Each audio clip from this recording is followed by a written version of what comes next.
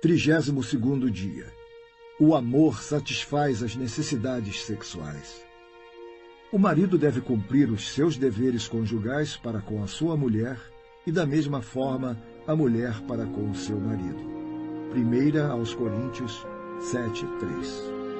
Algumas pessoas acreditam que a Bíblia não tem nada de bom para dizer sobre sexo, como se tudo que Deus quisesse fosse nos dizer quando não fazê-lo e com quem não fazê-lo. Na realidade, contudo, Deus tem grandes coisas a dizer a respeito do sexo e da bênção que ele pode ser para ambos, marido e esposa. Mesmo os limites e as restrições são maneiras de Deus manter a nossa experiência sexual em um nível muito mais elevado do que os anunciados na televisão e nos filmes. No casamento cristão, o romance deve prosperar e florescer. Afinal de contas, ele foi criado por Deus. É tudo uma questão de celebrar o que Deus nos deu, nos tornando um com nosso cônjuge, enquanto, simultaneamente, alcançamos pureza e santidade. Ele se alegra em nós quando isso acontece. Cantares de Salomão, por exemplo, apesar de ser frequentemente interpretado de forma incorreta como nada mais que uma alegoria da paixão de Deus por seu povo, é, na verdade, uma linda história de amor.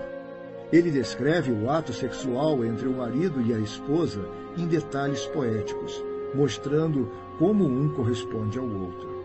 Ele expressa como a honestidade e o entendimento em assuntos sexuais levam a uma vida segura de amor. É verdade que o sexo é apenas um dos aspectos do casamento. Contudo, com o passar do tempo, um de vocês dará mais importância a ele do que o outro. Como resultado, a natureza da unidade como homem e mulher estará ameaçada e em perigo. Mais uma vez, o fundamento bíblico do casamento foi originariamente expresso na criação de Adão e Eva. Ela foi feita para ser alguém que o auxilie e o corresponda. Gênesis 2:18. A unidade do relacionamento deles e do seu corpo físico era tão forte que foram considerados como uma só carne. Gênesis 2:24. Esta mesma unidade é a marca de todo casamento. No ato do romance, unimos o coração um ao outro em uma expressão de amor que nenhuma outra forma de comunicação pode atingir. É por esta razão que o leito conjugal deve ser conservado puro. Hebreus 13:4. Esta mesma experiência não é para ser compartilhada com mais ninguém. Entretanto, nós somos fracos. E quando essa necessidade legítima é invalidada, quando é tratada como sendo egoísta, como sendo uma exigência do outro, nosso coração está sujeito a se afastar do casamento, tentado a preencher este desejo em algum outro lugar, de alguma outra forma. Para agir contra essa tendência, Deus estabeleceu o casamento com a mentalidade de uma só carne. A mulher não tem autoridade sobre o seu próprio corpo, mas sim o marido.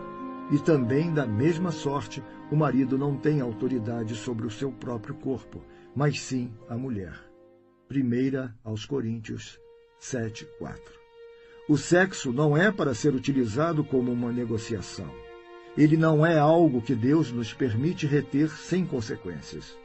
Apesar de existirem abusos a esse padrão projetado divinamente, a essência do casamento é a de nos dar ao outro para satisfazer suas necessidades. O sexo é uma oportunidade dada por Deus para cumprir esse propósito. Então, não se recusem um ao outro. A Bíblia adverte, exceto por mútuo consentimento e durante certo tempo para se dedicarem à oração. Depois, unam-se de novo, para que Satanás não os tente por não terem domínio próprio. 1 aos Coríntios 7:5. Você é a única pessoa chamada e designada por Deus para satisfazer as necessidades sexuais do seu cônjuge. Se você permitir que a distância cresça entre vocês nessa área, se você permitir que a rotina tenha lugar em seu casamento, você está tomando algo que, por direito e exclusivamente, pertence ao seu cônjuge. Se você permitir que seu cônjuge saiba, através de palavras, ações ou falta de ação, que o sexo não precisa ser mais do que você quer que seja, você rouba dele o sentido de honra e ternura que foi estabelecido por ordem bíblica. Você viola a unidade, uma só carne, do casamento. Então, seja você aquele que se vê como o que está sendo privado, ou aquele que admite estar privando o outro. Saiba que o plano de Deus é que vocês encontrem o equilíbrio e cheguem a um acordo. Mas saiba também que o caminho para chegar até lá não é alcançado com reclamações, argumentações e mau humor. O amor é a única maneira de restabelecer a união apaixonada entre vocês.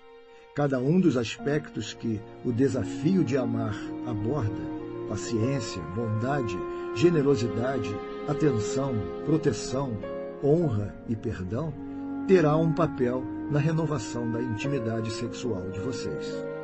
Quando o amor de Cristo é a fundação do seu casamento, a força da amizade e a relação sexual podem ser experimentadas a um nível que o mundo nunca conhecerá.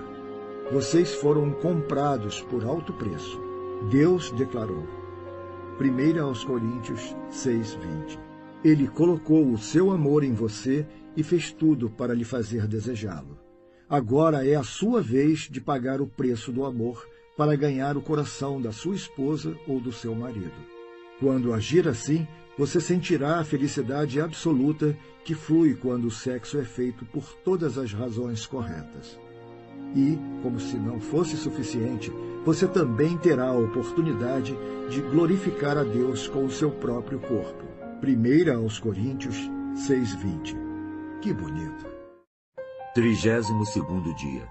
O amor satisfaz as necessidades sexuais. Desafio de hoje. Se possível, relacione-se sexualmente com o seu marido ou com sua esposa hoje. Faça isso de maneira que honre o que o seu cônjuge lhe disse ou deixou implícito a respeito das necessidades dele em relação à sexualidade. Peça a Deus para que esse momento seja agradável para os dois e para que também seja um caminho para uma intimidade cada vez maior. Anote no seu livro quando o desafio de hoje estiver completo. Essa foi uma experiência satisfatória para você? Se não aconteceu da maneira como você esperava, o que você acha que está dificultando a situação?